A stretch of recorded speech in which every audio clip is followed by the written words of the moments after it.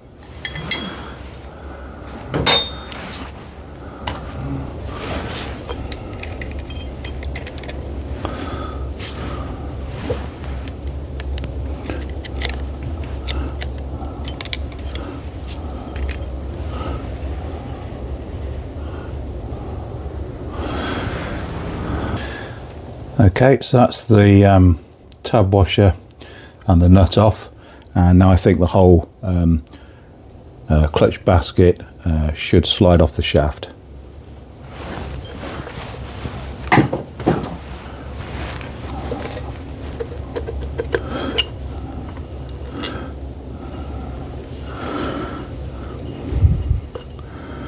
And that's the washer, and there's just falling off as well. That just sat on there behind that. Behind that washer. Put these back in the right order.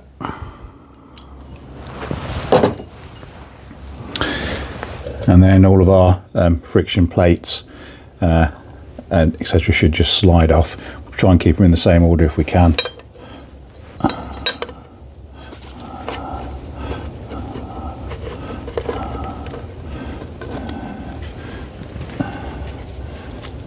There we go.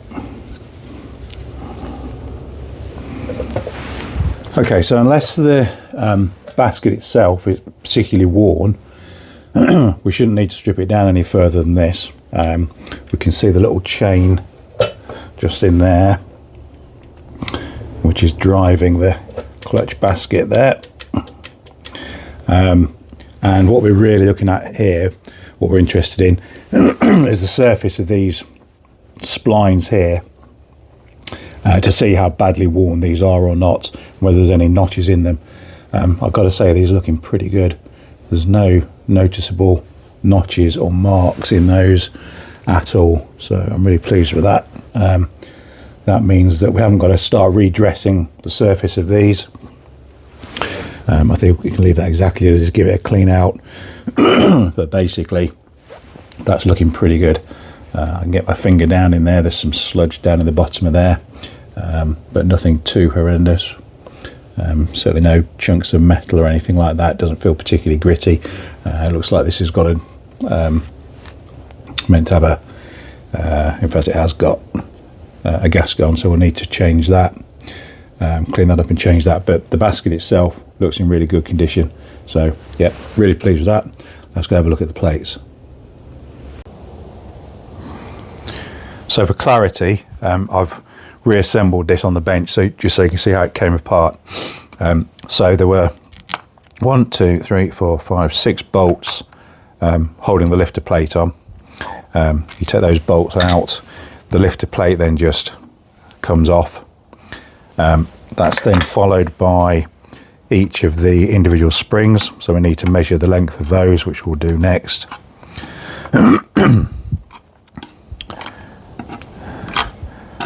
Once that's done, we've then got this is still attached to the bike, and then we've got the lock nut, the tab washer. Both of these are quite badly damaged, so they're going to have to be replaced. And then there's a flat washer as well. That needs to come off, and once that's done, it's then a case of this whole assembly will come out as one unit, and then you can take off this section here, but probably easier to turn it over and do it like that from the other side. So having had a quick look in the manual, I'm not convinced this has been put back together properly. That laminated plate in there, I think, is meant to be in the centre, not at that far end. I think this is wrong, but we'll have a closer look at that in a bit. But for now, we'll just disassemble this as it is in the order that it came off the bike in. So basically, that is that plate, and then we'll leave that separate. And just take these off and turn them over. So we had at the back of the clutch, we've got a friction plate. We've got this laminated clutch plate. So laminated, it's sort of two plates riveted together, and then so on and so on. So we've got another friction plate, another clutch plate, and so on, presumably all the way down now. Let's take them all out one by one. That one.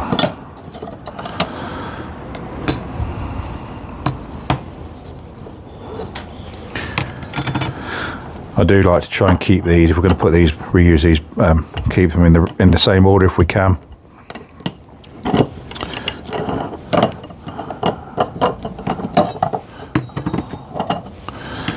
And the right way up.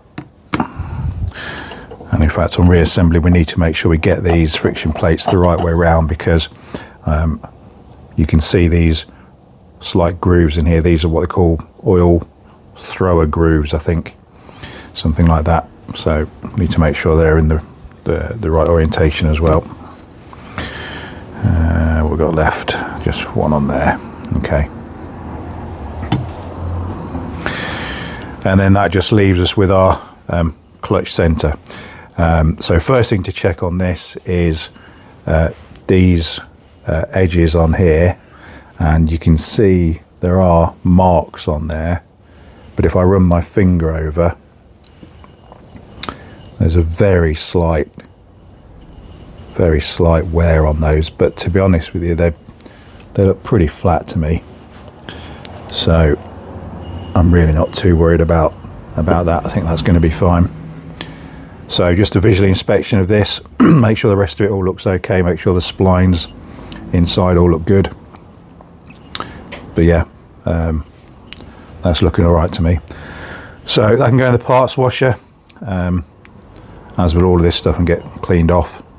But first of all, we've got to check the tolerances on the springs and the friction plates. Right, so these should be measuring a minimum of 34.2 is the service limit. What we got? Yeah.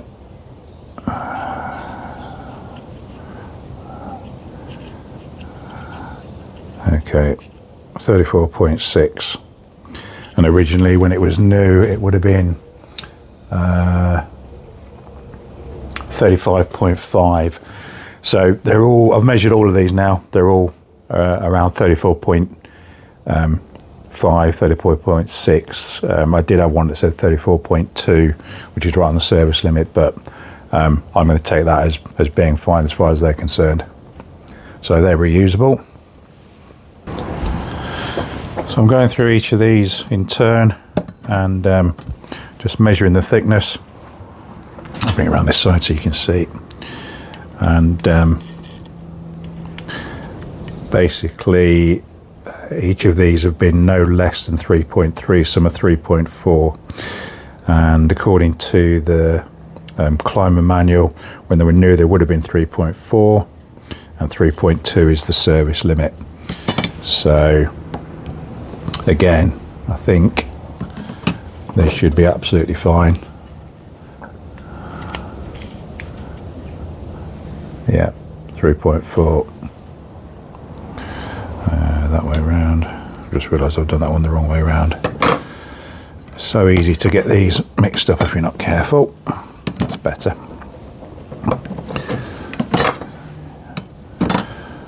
Next one. So I'm not going to show you all of them. See, that one's 3.3 in that particular place. Let's try there. 3.4. So I'm pretty confident. So this plate is the plate that I was talking about. That's got the double thickness, if you like. I'll have a look in the book, see what they actually refer to it as. But I think that's in the wrong place. And then finally we've got one last plate. Let's measure that one as well.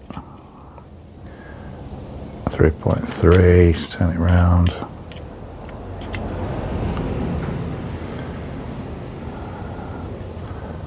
.3, okay. So, happy with those.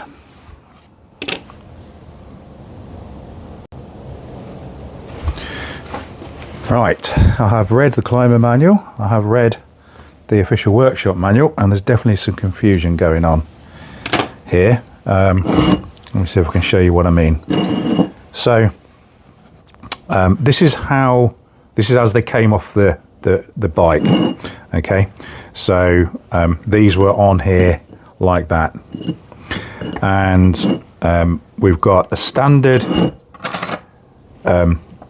friction plate, and then we've got this one-off laminated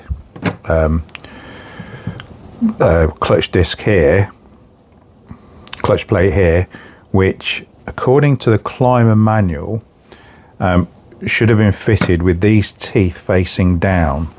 So I don't know if you can see, but the teeth on that are sort of, if you like, at the top. If I turn it over, the teeth are on the bottom plate, because there's effectively two plates together here.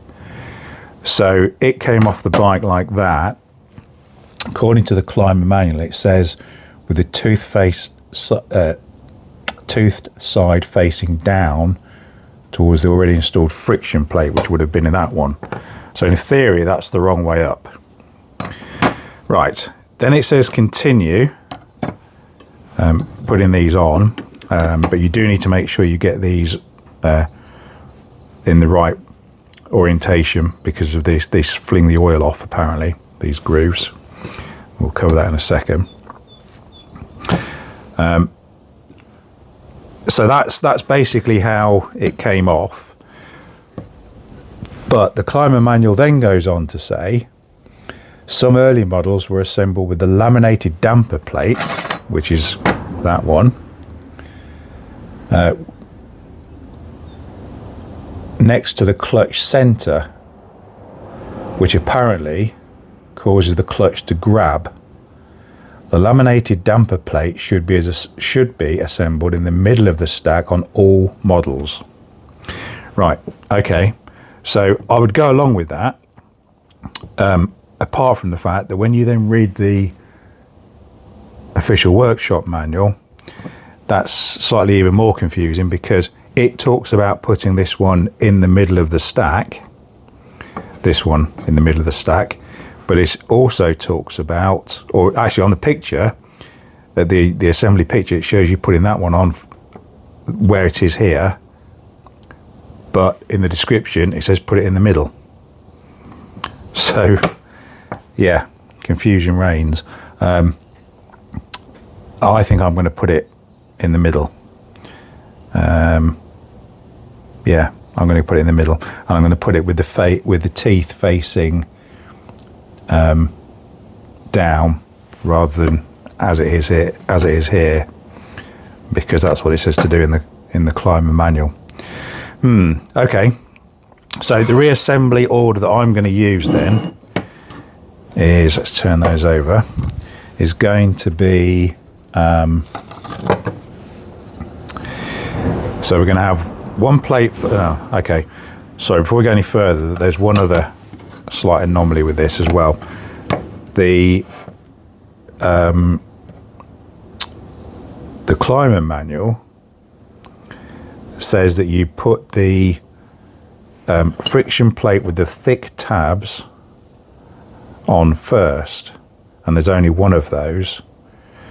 Now, when it says thick tabs, what I thought was the distance between there and there, not there and there. But all of these tabs are exactly the same, apart from the one that was right at the very top, which actually, the tabs themselves are bizarrely slightly thinner that way, but that is longer. So does it mean that one is supposed to go at the bottom on first? Onto the clutch center, install the friction disc with the thickest tabs. There is only one with thick tabs.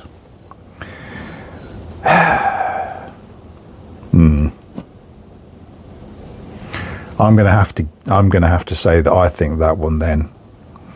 I would have said thickness was that, not that, but as it's saying there's only one, and that is the only one that's different, I'm going to put that one on first.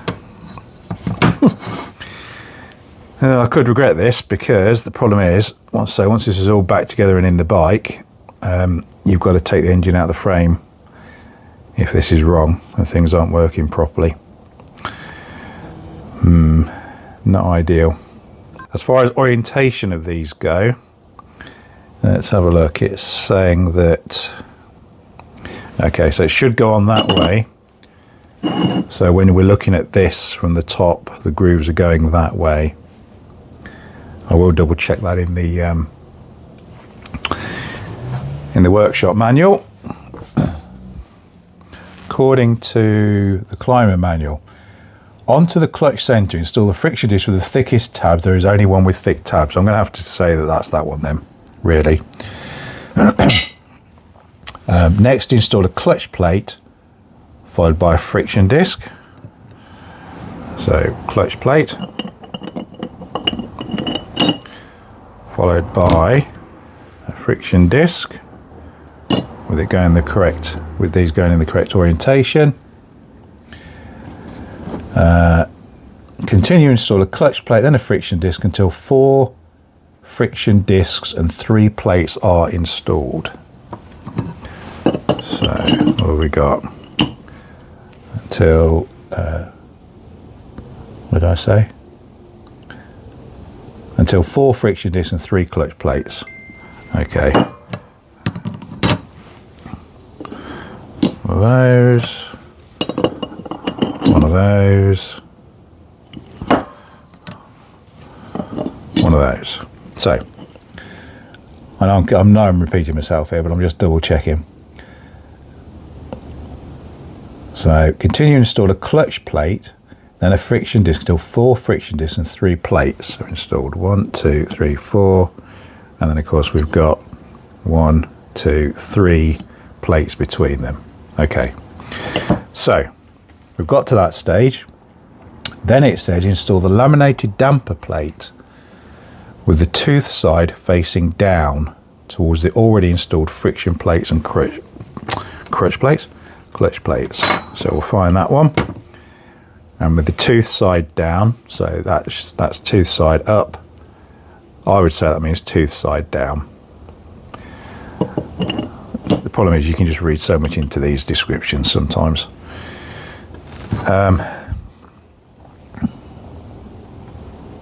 With the tooth side facing down towards the already installed friction disc and clutch plates. Okay.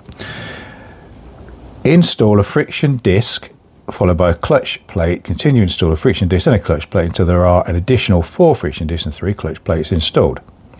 There are now a total of 8 friction discs and 6 clutch plate installed. Okay, so let's just quickly put those on, and again making sure we've got the right orientation going on here. There's a little bit of rust on the surface of these plates, but we can clean all this off. That'll be fine.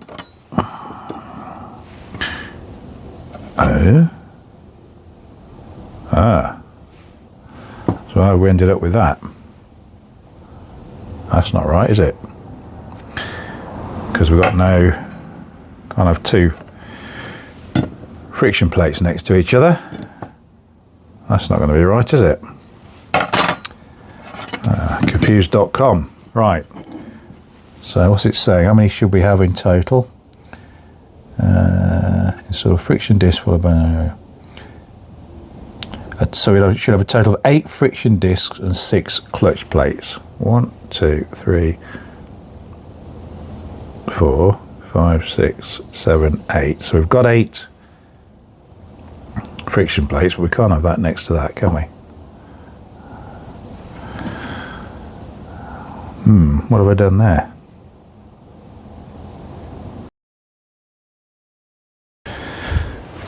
Right, senior moment over. I've worked it out. Right, let's move these around that way again. So the plate with the thicker, I'd call that wider, but thicker tabs has to go onto here first, because when this assembly goes into the bike, there's a step on the outer basket, and only that one will fit in the step. The other ones all will go right into the outer basket, but that one won't go into the outer basket at all. So that one definitely goes off first, and then it's a question of just alternating these, making sure we've got these the right orientation. The right orientation is that way round. Just want to make sure we've done that one right. Yeah. So it's all coming apart. I'm going to clean it all anyway.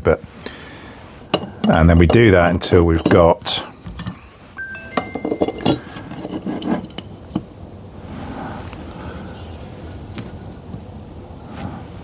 three plates, clutch plates, and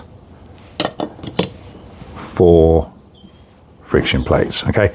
So this is definitely the definitive way to put this back together. So we've got the slightly, I'd call that wider, but deeper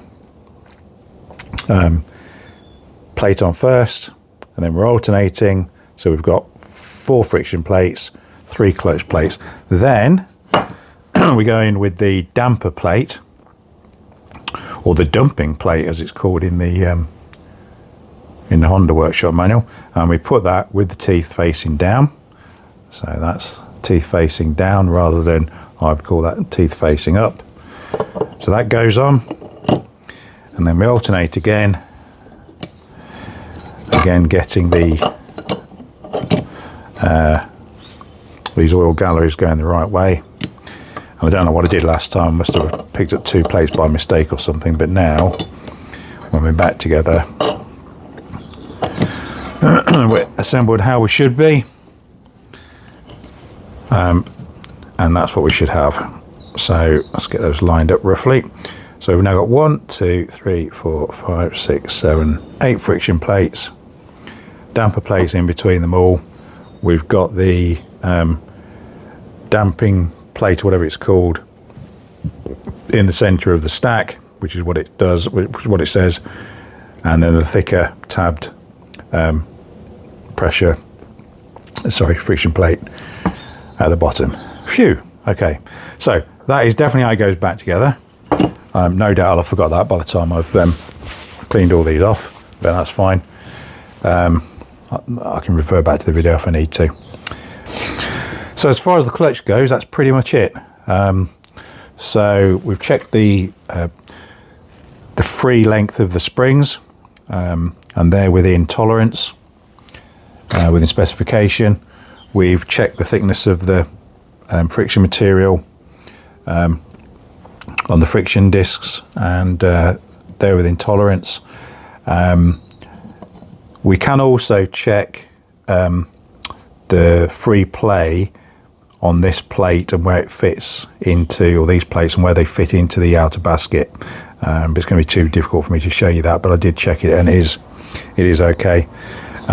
So yeah, that's our clutch back together correctly, which hopefully will help somebody out when they come to do a similar thing. So yeah, we need to move on to something else now in the next video. Not quite sure what, it'll be engine related still though.